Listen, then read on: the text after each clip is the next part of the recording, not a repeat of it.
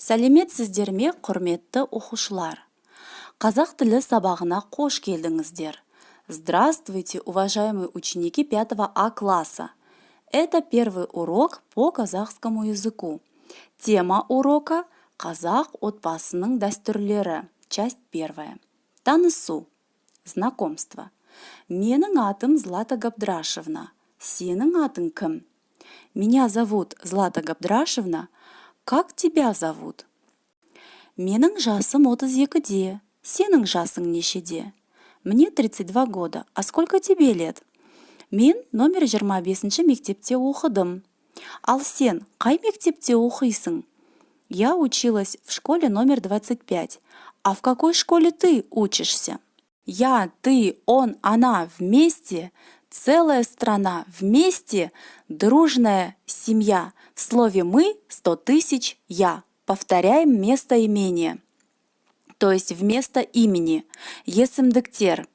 Единственное число. Первое лицо «я», второе лицо «ты», третье лицо «он», «она», «оно».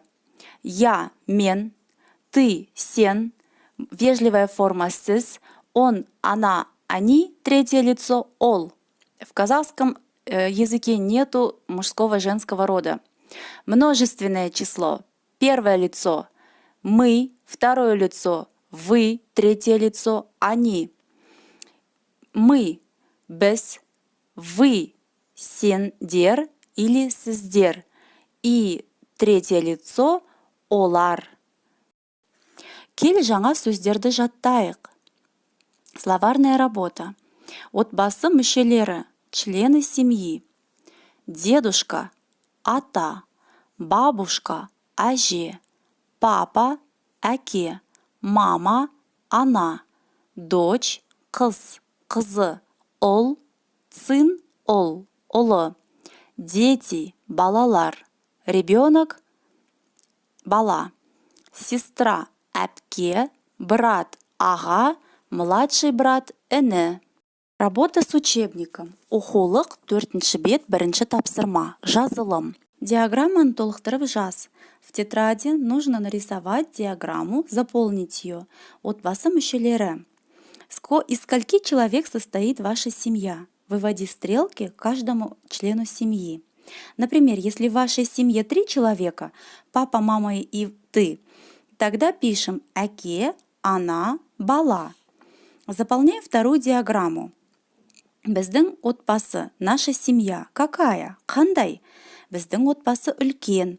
Наша семья большая. Что еще можно сказать о вашей семье? Ваша семья какая? Если дружная, пишем тату. Если веселая, көңілді. Если маленькая, кішкентай. И так далее. Оқулық 4-ші бет 2-ші тапсырма. Айтылым. Диаграмманы пайдаланып, өз отбасың туралы мәтін құра. Составь текст о своей семье, используя данные диаграммы. Присылайте свои ответы на WhatsApp. Осымен сабағымыз аяқталды, құрметті балалар. Келесі кездескенше сау саламатты болыңыздар.